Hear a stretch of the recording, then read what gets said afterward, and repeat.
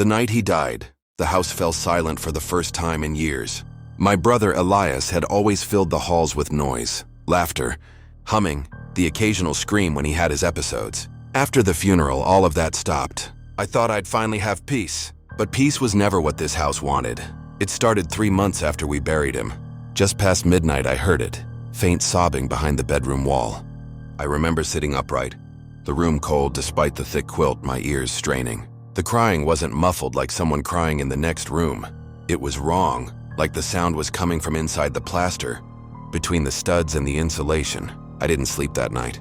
The next morning, I pulled my bed away from the wall and pressed my palm to the cold. Surface, nothing, no sound, no vibration. I knocked gently, hoping for, I don't even know what. A mouse? A prank? But there was only silence. The crying returned again 2 nights later, always after midnight, always from the same wall. I told my parents. My mother's eyes filled with something between fear and pity. My father refused to talk about Elias at all, let alone strange noises. They both stopped looking me in the eye after that. By the 5th night, I started to notice a pattern. The crying only came when it rained, and it had to be real rain, thick, steady, pouring rain. Light drizzle didn't summon him. Thunderstorms did. I decided to record it. I left my phone on the nightstand with the recording app running. The next morning I listened back. Nothing. Just static and soft breathing. But I heard it, I know I did. When I played the audio, it felt like the room was mocking me. I even thought I saw a shadow twitch in the corner. But when I looked directly, there was nothing there. And then something changed. Last week, I pressed my ear to the wall during a storm, desperate to hear him again, to prove to myself. I wasn't imagining it, and this time, the crying stopped when I touched the wall. It stopped abruptly, like someone holding their breath. Then a whisper followed, "You left me." I jerked away from the wall so fast I nearly fell backwards off the bed. My heart slammed against my ribs like it was trying to escape me. The room was dead quiet again, except for the soft patter of rain against the window. I didn't sleep that night. I kept staring at the wall, waiting to hear it again, anything, but there was nothing. "You left me." I couldn't stop thinking about those words. Elias was already different before he died. He'd talk to things no one else could see. He said the house whispered to him, told him secrets. We thought it was just the illness, the one that made him scream at night or scratch the walls until his fingers bled. But now I wondered, what if he wasn't sick? What if the house did talk to him? I went into his old room the next morning.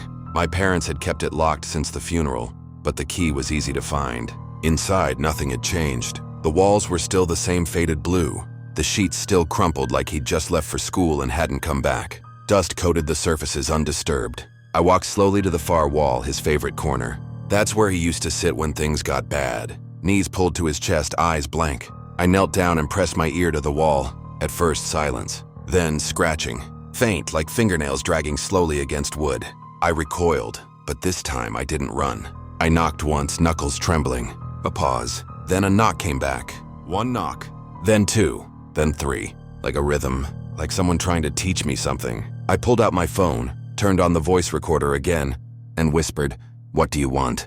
No reply. The scratching stopped. Later that night, while listening back to the recording, I nearly dropped my phone. Because over the static behind my whisper, a low, rasping voice answered, "Come inside." I stared at the phone screen for what felt like hours. I played the recording again. The voice was unmistakable. Not just a voice, it was Elias. His voice slower, hollow, layered with something that didn't belong to this world. "Come inside." I should have left. Burned the house down, told someone. But something pulled me back. Curiosity, guilt, maybe even a twisted sense of loyalty. He was my brother. I owed him that much. That night I waited for the rain. And when it came, steady, hard, relentless, I walked back to his room and knelt at the same spot in the wall. I brought a hammer this time. I don't remember what I expected.